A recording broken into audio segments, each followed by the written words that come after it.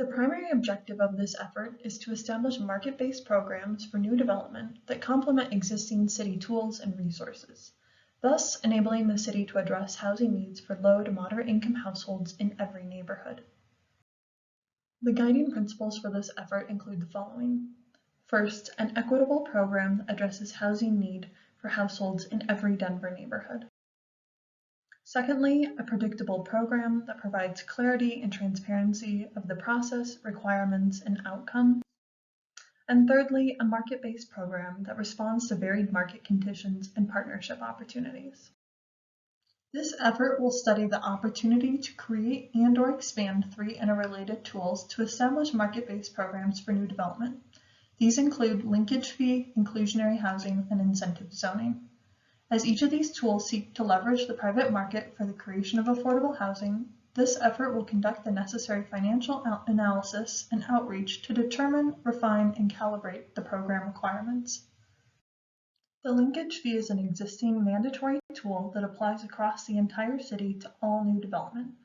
This market-based tool is called the linkage fee because it links the production of new market rate development to the need in the production of affordable housing.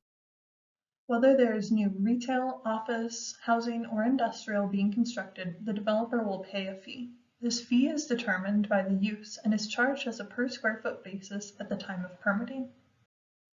Those collected fees then go into the Affordable Housing Fund, which provides housing resources to either preserve or create affordable housing elsewhere in the city, most commonly with our nonprofit partners. In terms of how we got to our current linkage fee, the city needed to commission 2 studies. The first was the nexus study to determine the legally justifiable fee that can be charged on new development. The second was a financial feasibility study to determine which fee amounts could be supported by market rate development. As you can see, what was adopted was far more modest. This fee has been adjusted annually for inflation since adopted in 2017. In terms of the outcomes to date, the projected revenues from this linkage fee tool have fallen short of initial expectations. This was in part due to the effective date approach, or the grandfathering approach. Because the threshold for projects to be exempt was in the early concept development phases, there was a significant rush of concept applications. The results of this was a large majority of possible fees, just shy of 44 million, being exempted, and therefore the collected fees over the past 3 years are just over 24 million. The following is a summary of peer city linkage fees, or fees in lieu of developing the required affordable units on site. As you will note, Denver's current fees are on the lower end when compared to other peer cities. Additionally, many peer cities such as Seattle have a tiered approach, where the fee is based on the market cost. You can learn more about peer cities in the peer city video or online in the background report. Through this expanding housing affordability effort, we will study the opportunity to potentially raise the fee to reflect current market conditions and thereby increase the funding towards affordable housing. This change in fee will be informed by the guiding principles and community outreach. Inclusionary, or sometimes referred to as inclusionary zoning, is a tool that ties the creation of affordable homes to the construction of market rate housing. This tool is commonly applied citywide and is most successful when a mandatory program on both for sale and rental housing. This was a prior tool for Denver, but could only apply to for sale housing. This tool could apply to all new housing development and require a development that would otherwise provide entirely market rate rents, typically over 100% area median income, to provide a portion of those units as income restricted affordable housing. The result of this is a mixed income housing project. Right now, this tool is restricted by state law and can only apply to for sale housing. However, there is the potential for state law to change, and we want to be ready to respond and study the opportunity to implement this policy on both rental and for sale housing. Denver's IHO was in place during a unique economic cycle from 2001 until 2017 when replaced by the linkage fee. The ordinance was enacted to respond to a period of very rapid growth during the 1990s, which introduced unprecedented housing affordability challenges. The IHO unit production was concentrated in new neighborhoods with very little history of market resilience, which was tested during the Great Recession. The IHO also faced challenges with the identification of deeds attached to the property where the units were sold. While many cities operate in different legal, political, and socioeconomic contexts, the analysis of similar cities' approaches can provide a baseline of understanding about the advantages and drawbacks of different incentives or inclusionary housing systems. While each of these programs have been designed to prioritize particular outcomes, here are a few key takeaways. Programs are most successful when they are mandatory and applied to the entire jurisdiction rather than a specific geography and/or voluntary. The requirements are calibrated to submarket cost rather than having a one-size-fits-all regulation, and incentives are used to achieve a greater level of affordability to offset the cost of providing those affordable units. While the possibility for Denver to create an inclusionary housing policy that applies to rental development does hinge on the outcome of the upcoming state legislative session, the following are the key policy considerations that will be informed by the guiding principles and community outreach.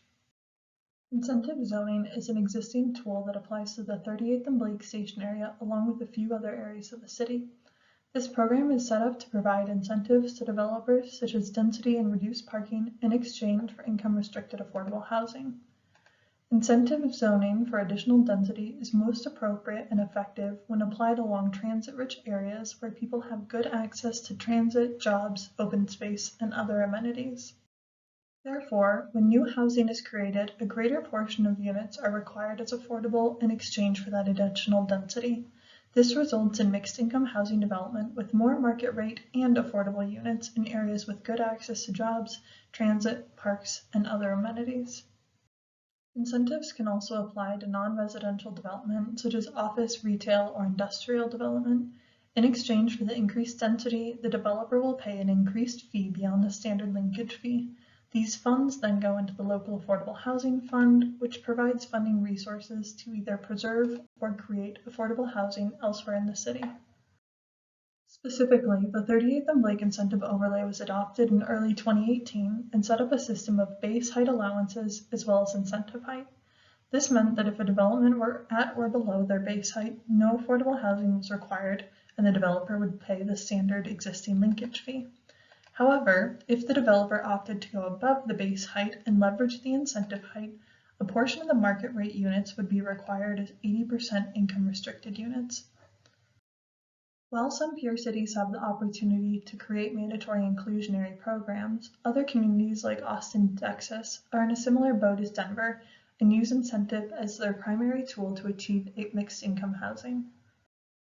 Most commonly, incentives are successful when they can complement a mandatory inclusionary program by providing incentives that offset the cost of providing those affordable units. To learn more about the key findings and the lessons learned from other peer cities, watch the Peer City program video or read the background report, both of which are found on the project website.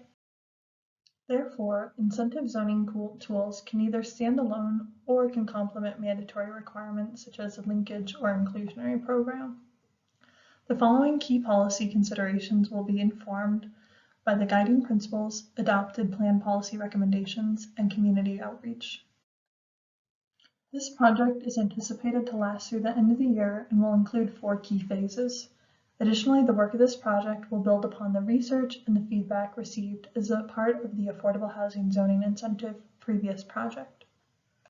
The first phase will focus on understanding Denver's housing needs, best practices from Denver programs, and peer city programs, with an added focus on both understanding inclusionary and linkage fee programs.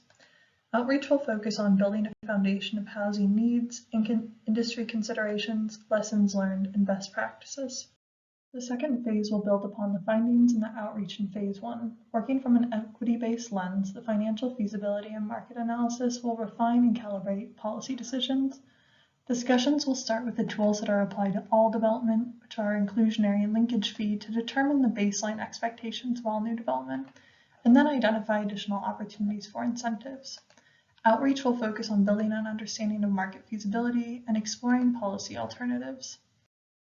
The third phase will build upon the findings and the feedback received in phase 2. The policy approaches will be refined and confirmed by stakeholders in the broader community.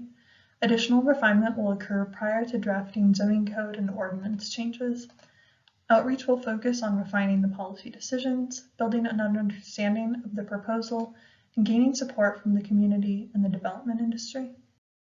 The final phase is a legislative review process, which will include public review drafts, formal comment periods, and a series of public hearings with both Planning Board, Council Committee, and City Council of the whole, who will be making the final decision and determination of vote.